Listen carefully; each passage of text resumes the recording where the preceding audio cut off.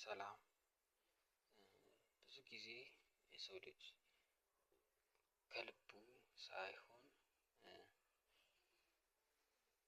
በግድ ከልቡ እንዲሆን አድርጎ ለመጸለይ ሲሞክር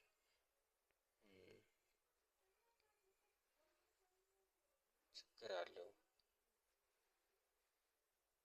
ምንድነው? ምናብ የሚያስበውን በጣም ከስሜት ጋር ልክ እውነት እንደሆነ እያለ ነው የሚያደርገው ማለት ነው። ይህ ነገር በተቀረው ጊዜዎቹ ውስጥ ብዙም ትላልቅ የማይባሉት እነዚህ ከጎን የሚመጡ ሀሳቦች እንደ ሌላ አርጎ እንትን የማለት ነገርን ላይክ እንደ ሳይድ ኢፌክት